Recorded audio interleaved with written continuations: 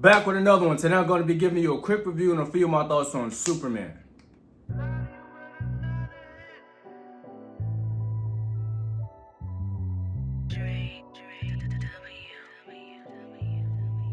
So Superman is directed by James Gunn, who is known for all three of his Guardian of the Galaxy movies, The Suicide Squad, which came out in 2021, and Peacemaker, which came out in 2022.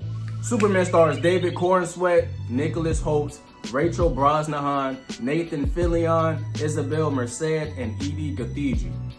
James Gunn's Superman launches the start of the new DCU. So we have a Superman that's been Superman for 3 years. No need for an origin story. We've seen it. We know it. David Corenswet now wears the cape. He has some big shoes to fill. So let's get right into it. Okay, so let's tackle the characters first. David's performance as Superman was fair. I'm not too mad at it. I'm not too thrilled about it either. There was a certain scene floating around the internet. It was like a heated back and forth dialogue between him and Lois. And without context to that scene, it looks a little cringy. But once you get to that part in the movie, it's really not that bad. It still had a couple moments that seemed forced, like it wasn't convincing to me. I would like to see what David does with a more demanding script. Now, I'm not mad at his performance, but it was safe. And that goes for the whole movie. From the characters to the plot to the action, everything was safe. Wasn't really blown away by anything. Everything is what you thought it would be. Rachel Brosnahan's performance as Lois Lane was pretty accurate. She doesn't just go with the flow. She digs to find the truth. She pushes back. She ruffles feathers. She stays pretty true to the character. Like, she did a pretty good job. Nathan Fillion is Green Lantern, and he is the leader of the Justice Gang, which consists of him, Mr. Terrific, and Hawk Girl. Now, this group is right up James Gunn's alley. Like, the tone and the feel of this group is his comfort zone. The humor is out of place and forced. I mean, we've seen this before. It's a James Gunn movie, you know. Everything just has to be funny. God forbid that an emotional scene or a serious scene actually sets in and is allowed to linger or resonate. Like, at all costs, we cannot let that happen. We must enforce the joke right here. We have to. Every character in the gang and in the movie itself felt like the comic relief at one point or another.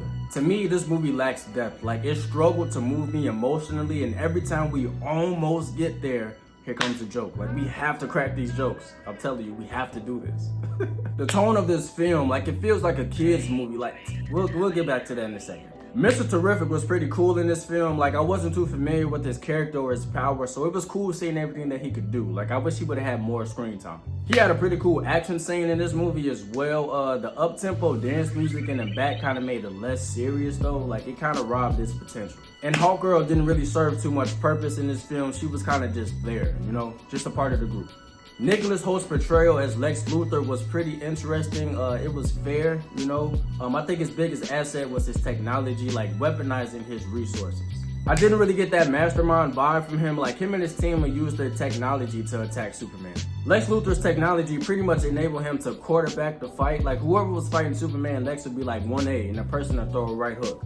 14B, it'd be a body slam. You know, 47K, it'd be a choke. Like, I think I appreciate Lex Luthor more when he's forcing Superman to make a really difficult decision, not really stand in the skybox and call out plays, you know? It's kind of whack to me.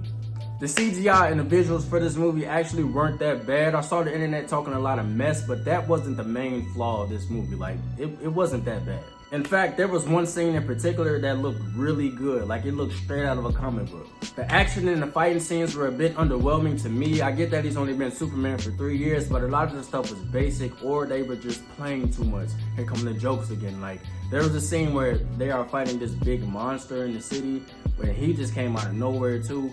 But Green Lantern uses his ring to, like, put oven mitts on the monster, you know, like, it's just like, what are we doing, man? What are we doing? My main thing with this movie, man, and for my factual opinion, it's like, whether you like this film or not, it's going to depend on what cloth you are cut from. Like, what do you prefer as far as tone? That's what it really comes down to. If you like a certain level of quality, then this may not be for you. You feel me? Like, this feels like it was made for die-hard Superman fans or children. Like, this feels like a kid's movie. To me, at least, you know? And honestly, it's not to compare it to the obvious, because it wouldn't even be fucking close. Like, it's not even close. And I don't want to do that because I want to give it a fair chance. I've been trying not to bring up that other movie this whole time. Like, hold on. Again, it just goes back to preference. Like, what do you prefer? And like, either side isn't wrong. It's just, what do you prefer? What do you like? Like if you were to go to a restaurant, you wouldn't necessarily have to compare this restaurant to that one. They're two different things. We understand that. But let's say based on your preference, you have a certain standard when it comes down to the quality of your steak. You like it more when the steak is cooked a certain way, it's presented in a certain way, it tastes a certain way, it has certain sides that come with it. The other restaurant is cool, but they have a really big kids menu and a very small adult menu. Like, it's a lot of applesauce on that menu, a lot of chicken nuggets and pretzels and mini corn dogs and shit. You know, like, when I get hungry, I prefer a real meal. You know, the applesauce is cool, but it's like, I'm not looking for applesauce when I'm going to these types of movies, you know? And you know what? That's okay. Like, it's not a bad movie because of the tone. It's just not my preference because of the tone. I can't sit here and say that this isn't a good movie. It's just not a good movie to me. You know what I mean? Like, I'm not really looking forward to applesauce and mini corn dogs. Like, I like real meals, and this is just like a kiddish, childish meal. Like, the kids should love this. Take your kids to see this. They will probably like this. Die-hard Superman fans, you will probably love this movie. It's not for me, though.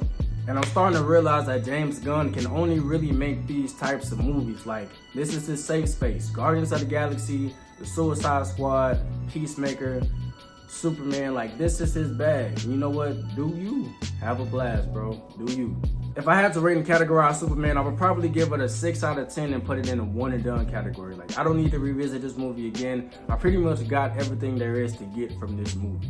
Yo, but those are my thoughts on Superman. As always, thanks for watching me. Thanks for supporting. Please don't forget to like and subscribe. In the comments, leave a comment down below what your favorite Superman movie is. I think the answer should be obvious, but I don't know, that's just me. Thanks for supporting me. Leave a comment down below. I would love to talk about it, and I will see you on the next one.